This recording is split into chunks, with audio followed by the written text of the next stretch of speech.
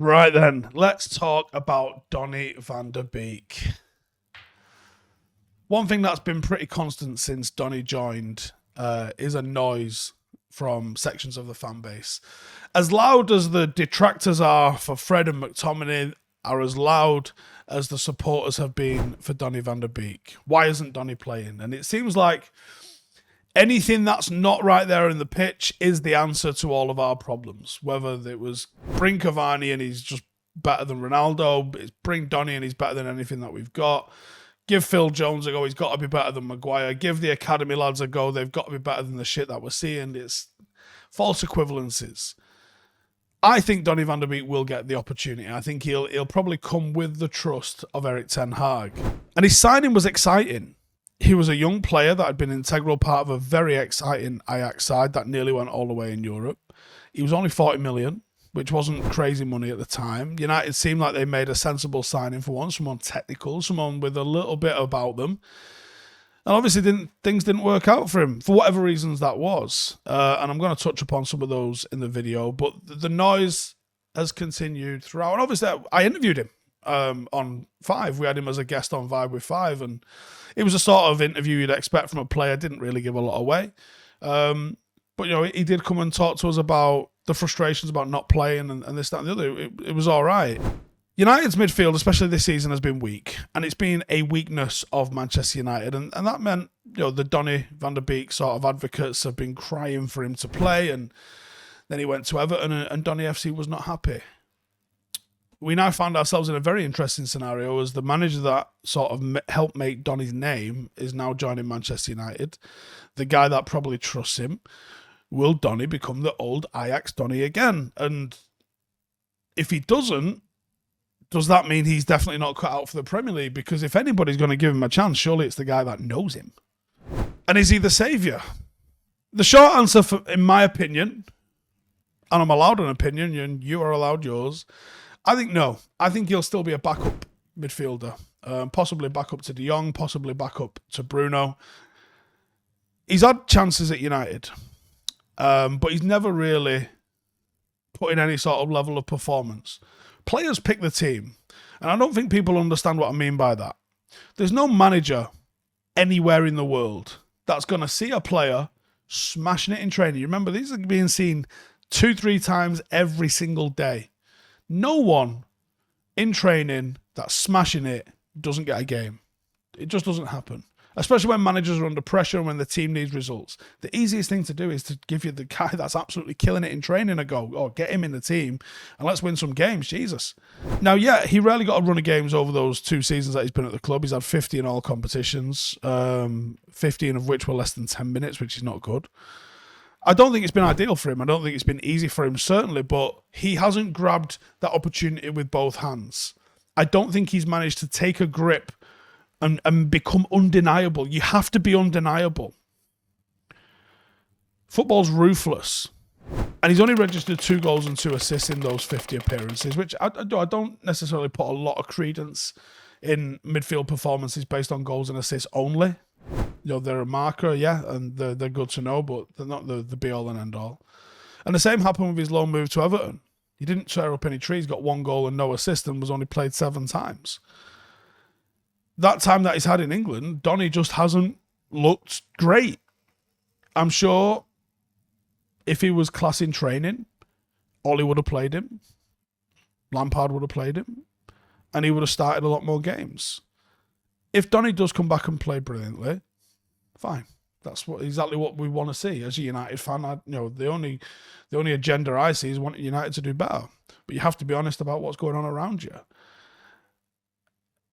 I think it could turn things around on the pitch, and we could see what happened with Bruno, where a similar sort of effect that you saw Bruno alongside the old players that was at United at the time. He managed to just go and play well despite everything going on around him. Clearly, Donny's not on that level. Now, obviously, Ten Hag might get the best out of him. Ten Hag, you would hope, could get the best out of him. They've worked well together before. That's a fact.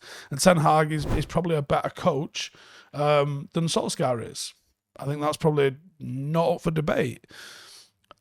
So let's hope that the two can work together again. during the time at Ajax, playing under Ten Hag, Donny scored 32 goals and got 29 assists in 110 games. Different league, yes, but still excellent return for a very young midfielder. What we're hoping for is a reuniting with his former coach can sort of reignite them sort of numbers in a Manchester United shirt. Ten Hag's done it before. It's possible he could do it again. And it might be via implementing a playing system that Donny is used to, alongside someone like a Frankie de Jong, who Donny is used to playing alongside. Maybe direct coaching with someone he knows trusts him. Maybe the confidence comes back, and I genuinely hope that happens, because it's only a benefit for United. I don't want to see Ten Hag fail, and I'd like to see every player that he signs and every player that he works with become a success, because that's what it's all about. I think he deserves another shot, but will he get one? I think he will. I think there's going to be game time given. There's so many competitions that we have to feature in, and the Europa League just seems like it's 10 times longer than any other competition that you're in. I think because of the previous relationship between the two, and I'm hoping Donny's got the ability to be able to implement Ten Hag's game plan faster than anybody else that's there at the moment, on the basis of he knows what's coming. If he's smart, he's already training, so he looks 10 times sharper than everybody else. And, let's be honest, he's not exactly overworked last season. It wouldn't hurt him to start pre-season right now and be ready before, they're due to report to Carrington. If Ten Hag signs Eriksen and de Jong, which, I don't know, I'd be surprised if he does when we need a number 6 so desperately. But if he did sign Eriksen and he signs de Jong, Van der Beek could again find his minutes limited. He stated in an interview that he did when we had him on Vibe with 5 that he thinks he can play in the number 6 as well as many other midfield roles, and maybe that's because he's so desperate for game time. Personally, I think he probably could play in the number 6, but he wouldn't look like the Kante style of number 6. I don't think he's got the pace, don't think he's got the defensive awareness, but I do think he's got the deep line playmaker ability and technical proficiency to be able to jump in the mix and be part of a double pivot, certainly, but I think there has to be a more defensive-minded player alongside him. Bruno's probably undroppable. If Frankie de Jong comes in, considering that it'll be a massive signing, the most Ten Hag has ever spent on a player, he will be undroppable, and he's definitely going to be ahead of Van der Beek in the pecking order. Fred and McTominay, they give something entirely different to what Donny offers. McTominay's a breaker up of play. He's got the physicality and the height and the aerobic capacity to be able to do things that Donny doesn't. And by the same rule, Donny does things, progression and off-the-ball movement, that Scott McTominay can't even do in his dreams. Unless another number 6 comes in, I imagine you're going to see a lot more of McTominay next season as well. If Donny wants to be a part of Ten Hag's plans for this season, he might have to settle for being a squad player. Now, there's a difference between being a squad player that's actually utilised and a squad player that doesn't see any game time, but he could end up being a squad player again next season, because United needs so much depth and strength in midfield and reinforcements. Do you guys think he's going to play? Again, let me know in the comments. Give us your thoughts, and I'll catch you in the next one. Laters. Hey, thank you for watching the video. If you are new around these parts, then don't forget to subscribe. My channel is proudly supported by my community on Patreon. If you'd like to get a little bit of extra content, a Discord group, meetups, 5-a-side games, weekly podcasts, behind the scenes, and even an occasional bit of transfer news as and when I get it, then for the price of a pint, you can show your appreciation for the content that we make and get some goodies for doing so as well. Check the link in the description or click the button right here. You'll also find all of my socials here too if you want to follow me on any of those platforms. Nice one.